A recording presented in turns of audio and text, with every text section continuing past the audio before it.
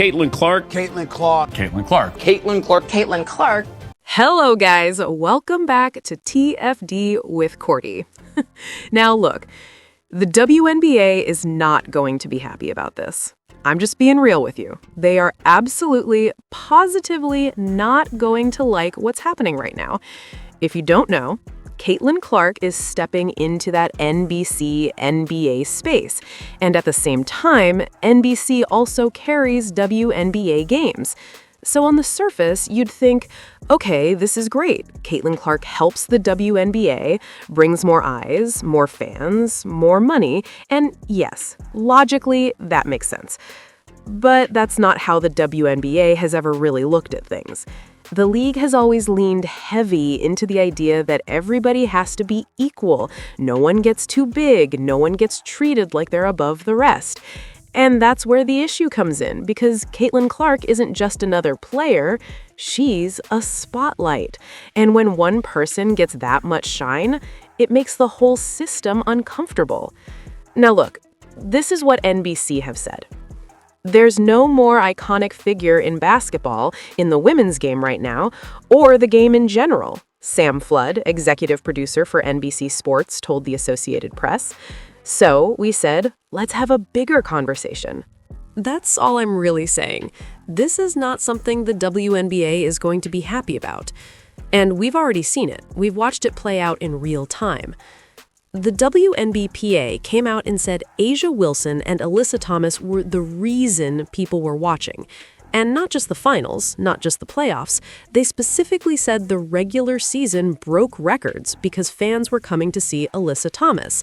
That's a very pointed statement. That's not accidental. That's not just everybody helped. That's them saying people came for her. And let's be honest about what that really meant. The subtext was not Caitlin Clark, not Angel Reese, not the rookies, Alyssa Thomas. Now look, you're allowed to say Paige Bueckers is the face of the league. People in the media have said that for years, and nobody made a big deal about it. No backlash, no outrage, no think pieces. But now the executive producer at NBC Sports comes out and basically says there is no more relevant player in basketball, men's or women's, than Caitlin Clark. Let that sit for a second. This wasn't said on some random fan podcast. This was on an NBA platform, an NBA show. They just told the world that the most iconic figure in the sport right now is a player from the WNBA. That should be the biggest win the league has ever had. That should be banners, confetti, champagne popping. Because the whole goal has always been get women's basketball on the same level of relevance as men's basketball. And now, finally, someone says it out loud. But instead of celebrating it, you already know what's coming. People aren't going to be happy, not proud, not excited, uncomfortable, defensive, upset. Instead of saying, wow, look how far the women's game has come, it becomes, why her? Or, you can't say that about a women's player. Suddenly it's, that's disrespectful, that's unfair, that's racist. Saying Caitlin Clark is the most relevant player in basketball? Now that's the problem? I've seen a little of that backlash already. Not a ton, and to be fair, most of it is nonsense Twitter accounts. But the energy is there, and it's the same narrative we've been stuck in for years. Not weeks, not months, years. Caitlin Clark could win 10 championships, and people would still bring up something she didn't do in high school. That's how deep it runs. None of that stuff even matters anymore. It's noise. Meanwhile, the players are getting money they used to dream about. Real money, life-changing money. And some folks are calling it a slap in the face. They're getting national coverage they begged for, and now people act like it's no big deal because it came through the wrong person. That's the real issue right there. It's not about growth. It's about who the growth comes from. People wanted the league to explode through somebody else, through a different face, through a different story. And because it didn't happen that way, now it's growing pains. Now it's complaining. Now it's resistance. People are really out here saying, we don't care about the coverage, we don't care about the money, we don't care about the attention if it's Caitlin Clark. Think about how backwards that is. You finally get what you've been asking for, and instead of celebrating it, you're mad because you don't like the messenger. That's why I keep saying this isn't about fairness. It's about comfort. Caitlin Clark makes people uncomfortable because she changed the power dynamic. She changed the conversation. She changed the audience. And you don't have to like her. You don't have to crown her the GOAT. But you also can't deny reality. And the reality is, this league didn't just grow. It grew through her. And that's the part people still aren't ready to accept. But again, let me say this. If it was Paige Beckers on these shows, nobody would have an issue. Nobody. There wouldn't be think pieces, there wouldn't be outrage, there wouldn't be all this weird tension around it. It would just be, oh yeah, that makes sense. And that's the frustrating part, because it shows you this was never really about fairness, it's about who gets the shine. And look, I don't even think we're going to see anything change on that front. This is just how things work in this league. The difference now is that at least the people outside the WNBA aren't acting as stupidly hostile as they used to.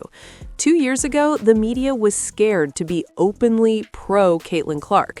If you didn't say she shouldn't be the #1 pick, if you weren't anti Caitlin Clark, suddenly you were problematic. That was the environment. At least now, the general sports media isn't like that anymore. The WNBA media still is, but the broader media world has shifted. You don't see people walking on eggshells just for acknowledging reality. And yes, the WNBA media still pushes wild takes like, the Fever are better without Caitlin Clark. That phrase has actually been used, on air, by commentators. Let that sink in. Now, to be fair, at least nobody's gone full Cheryl Swoops recently, and I still think the Elle Duncan apology situation is one of the wildest things we've seen. Elle Duncan reported that Cheryl Swoops said Katie Lou Samuelson was more important to the Fever than Caitlin Clark. Cheryl Swoops didn't actually say that. What she implied was that Katie Lou and Caitlin were of equal importance, which is still a crazy take, but not the same as saying more important. So Elle Duncan gets one word slightly wrong, and suddenly there's this whole apology tour. Elle Duncan goes on air, apologizes to Cheryl Swoops, and basically says anyone criticizing Swoops is in the wrong. Like Cheryl Swoops can do no wrong. Meanwhile, the original sentiment, downplaying Caitlin Clark's impact, was still nonsense. But because of a tiny misquote, the entire narrative flipped into protecting Cheryl Swoops instead of actually addressing the substance. That tells you everything about the culture around this. Now, at least NBA on NBC is different. They're actually willing to say what everybody sees. They're willing to push Caitlin Clark as what she is, the biggest draw in the women's game and one of the biggest in basketball, period. And that matters, especially right now with everything hanging over the WNBA season. Because let's be real for a second. If the WNBA season doesn't happen, I honestly don't know what they're going to do. I don't. If the season gets canceled because of the CBA, that's not just a bump in the road. That's catastrophic. What happens then? Do players walk a picket line? Do sponsors walk away? Do fans disappear? People act like every player is 100% united behind whatever is happening right now. But if you actually asked them privately, are you really okay with losing millions of dollars over this? I guarantee the number of players who are truly pro-lockout is low, probably under 20%. Most players want a deal. They want stability. They want to play. Because the amount of money that would be lost in a canceled season, it's insane. Millions and millions gone. And I wouldn't be surprised at all if Caitlin Clark is already preparing for that possibility. People joke like, oh, she's just prepping for her summer media job. But they don't realize what's actually at stake. If the WNBA season doesn't happen, her Caitlin Clark career basically ends at 23 years old, at least for now. That's crazy. A generational star shut down in her prime. And let's be honest, as relevant as Caitlin Clark is, how many people are really going to watch her play overseas in Turkey at 2 p.m. on a Monday in the US? Very few. Not because they don't like her, but because the timing, the access, the relevance, it all dies. We've seen this before. Russia had a ton of the best WNBA players for years. Nobody watched those games. So the idea that overseas ball will somehow replace the WNBA in terms of relevance? It won't. It never has. That's why this feels so serious. This isn't just about media debates or Twitter arguments. This could actually be the end of the momentum, the end of what the league just built. And that's why, honestly, I don't blame Caitlin Clark if she leans fully into media. If the league can't give her a stage to play on, she's still going to get a stage somewhere else.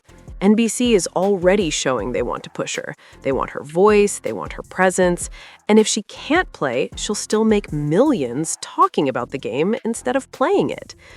Which is wild.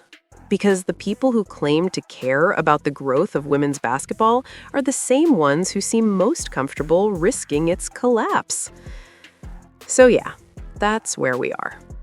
Let me know what you think in the comments. And don't forget to like and subscribe.